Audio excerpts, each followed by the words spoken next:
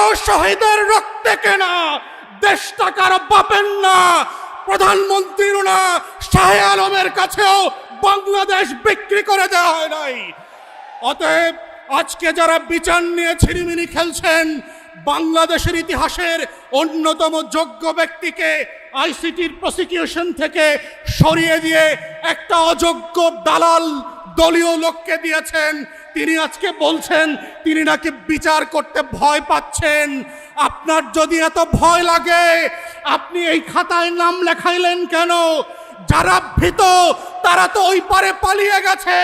নতুন বাংলাদেশ সাহসী শহীদদের জন্য, আবু সাইদ মুগ্ধের জন্য, যারা বিচারকে নিজের শাহাদাতের সম্মাননা আকারে নিয়ে এই ফয়সালা করবে, যেটা আপনারা করতে পারছেন না, দালালি করছেন।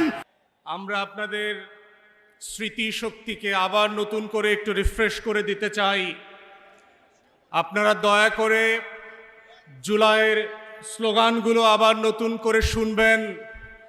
দেয়ালে দেয়ালে আমাদের শহীদেরা রক্ত দিয়ে যেই স্লোগানগুলো লিখে দিয়েছিল, যেই আগামী বাংলাদেশের বুনন তৈরি করেছিল, সেগুলো আবার নতুন করে বিমানে যেতে যেতে মোবাইলে শুনবেন এবং পড়বেন।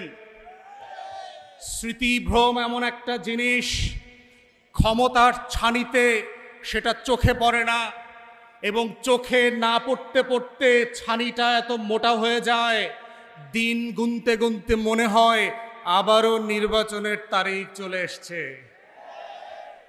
এবং সেই নির্বাচনের তারিখের সময় কি বিমান আসবে না নির্বাচনের দিন ঘোষণা হবে, সেটা নির্ভর করছে আপনি 24শে জুলাইয়ের প্রত্যেকটা দিনের স্লোগানগুলো কতটুকু মনে রেখেছিলেন। দেয়ালে দেয়ালে আমাদের শহীদেরা, শহীদের উত্তরসূরিরা বারবার লিখে দিয়েছিল, লাখো শহীদের রক্তে কেনা দেশটা কারো বাপের না।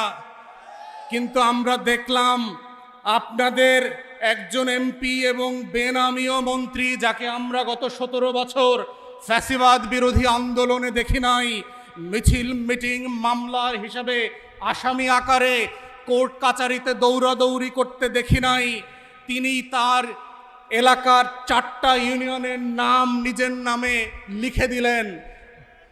ওইটাই কিন্তু হাসিনার পতনের শুরু হয়েছিল, মনে রাখিয়েন। 4,500 কোটি টাকা গত 17 বছরে হাসিনা শুধু খরচ করেছে বাপের নামে আর বংশের নামে মূর্তি বানানোর জন্য। মূর্তি বানানোর রাজনীতি সফল হয় নাই। শেখের বেটি বাংলাদেশে থাকতে পারে নাই। স্কুলের নাম বদলাতে পারেন, কলেজের নাম বদলাতে পারেন, গ্রামের নাম বদলাতে পারেন, ইউনিয়নের নাম বদলাতে পারেন, ওসমান হাদির নাম বদলাতে পারবেন না।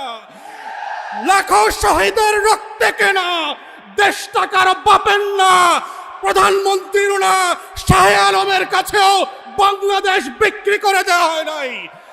অতএব আজকে যারা বিচার নিয়ে ছিনিমিনি খেলছেন, বাংলাদেশের ইতিহাসের অন্যতম যোগ্য ব্যক্তিকে আইসিটির প্রসিকিউশন থেকে সরিয়ে দিয়ে একটা অযোগ্য দালাল দলীয় লোককে দিয়েছেন, তিনি আজকে বলছেন তিনি নাকি বিচার করতে ভয় পাচ্ছেন। আপনার যদি এত ভয় লাগে আপনি এই খাতায় নাম লেখাইলেন কেন? যারা ভীত তারা তো ওই পারে পালিয়ে গেছে।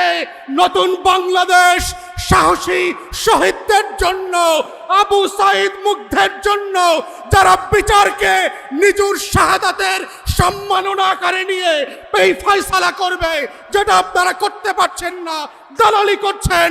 তাই আজকে এই জায়গা থেকে মাননীয় বিরোধী দলের নেতা এবং সংসদ সদস্যদেরকে আমরা আহ্বান করছি, আপনারা সংসদে 4টা গণহত্যার জন্য স্বাধীন কমিশন করে আবার দাবি করবেন গুম খুনের বিচারের ওপেন পাবলিক হিয়ারিং হতে হবে, যেটা আমেরিকাতে পশ্চিমা দেশগুলোতে যেই গণশুনানি হয়, গত 17 বছরের হাজার হাজার গুম হয়ে যাওয়া লাশ পর্যন্ত, স্মৃতি পর্যন্ত হারিয়ে ফেলা মানুষদের গল্প এই বাংলাদেশের 20 কোটি মানুষের ঐতিহাসিক স্মৃতি সংরক্ষণের জায়গা থেকে স্মরণে রাখতে হবে। এই কমিশনগুলো বিটিভি এবং সংসদ থেকে লাইভ করতে হবে। জুলাই জাদুঘর অবিলম্বে ওপেন করে দিতে হবে জাতির কাছে। জুলাই শহীদ স্মৃতি ফাউন্ডেশন তার কর্মকর্তা কর্মচারীরা গত 4 মাস ধরে বেতন পায় না। মাননীয় বিরোধী দলীয় নেতা, বিরোধী দলীয় চিফ হুইপকে বলছি, বাজেট সেশনে অবশ্যই আপনাদেরকে এইটা সংসদে রাইজ করতে হবে। কোটি কোটি লক্ষ লক্ষ কোটি টাকা লুটপাটের বাজেট হয়। আমার 24-এর শহীদদেরকে নিয়ে যেই ফাউন্ডেশন কাজ করছে তারা 4 মাস ধরে বেতন পায় না। এটা লজ্জার বিষয়। লজ্জা হওয়া দরকার সরকারি দলের, যাদের রক্ত দিয়ে আপনারা ক্ষমতা এসছেন। আমরা সেই দিন বদলের রাজনীতি করতে চাই। মাথায় রাখবেন, বিমান কিন্তু সকল প্যাসেঞ্জারের জন্যই টিকিট কেটে দেয়। মনে রাখবেন, শুধু একটা ফ্লাইট চলে গেছে বলে নতুন কোনো ফ্লাইট হবে না, সেই দিন কিন্তু হবে না। আপনারা ভুল করবেন, আপনাদের জন্যও আবার বিমান রেডি করা হবে জনগণের টাকা এবং রক্তে।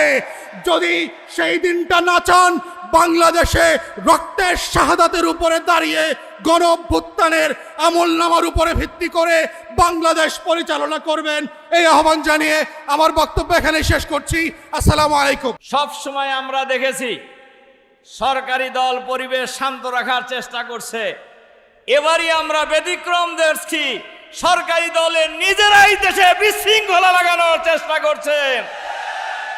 এটা কিসের আলামত?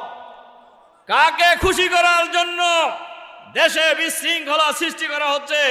গত 21শে জুন গাইবান্ধার সাগাটা থানার বোনারপাড়া ইউনিয়নের ছাত্র শিবিরের সভাপতিকে নৃশংসভাবে গলা কেটে হত্যা করা হয়েছে। এই গত 4 মাসে এই সরকারি দলের হাতে 605 জন লোক নিহত হয়েছে। তার মধ্যে 288 জন বিএনপির লোক নিহত হয়েছে। যে দলের কাছে, যে সরকারের কাছে নিজের দলের মানুষের জীবনের নিরাপত্তা নেই, সেই দলের কাছে, সেই সরকারের কাছে বাংলাদেশের জনগণের জান, মাল, ইজ্জত, আবরুর নিরাপত্তা আশা করা যায় না। সংগ্রামী ভাই এবং বন্ধুগণ, এজন্য আজকে বাংলাদেশের ফ্যাসিবাদের, নতুন ফ্যাসিবাদের ডঙ্কা শোনা যাচ্ছে। আমরা পরিষ্কারভাবে বলতে চাই, বাংলাদেশের মানুষ জীবন দিয়ে, রক্ত দিয়ে ফ্যাসিবাদকে বিদায় করেছে, আবার রক্ত দেবে, জীবন দেবে। বাংলাদেশের মাটিতে আমরা কোনো ফ্যাসিবাদ আসতে দেব না ইনশাআল্লাহ। আমিরে জামাত বিরোধী দলীয় নেতা যে আহ্বান জানিয়েছেন, আগামী দিনে একটি সফল বিপ্লবের জন্য, সফল গণ অভ্যুত্থানের মধ্য দিয়ে বাংলাদেশের মানুষের আশা আকাঙ্ক্ষা বাস্তবায়নের জন্য ঢাকা ডাক্তার শফিকুর রহমানের নেতৃত্বে ঢাকা আসার অপেক্ষায় বাংলাদেশের মানুষ অপেক্ষা করছে।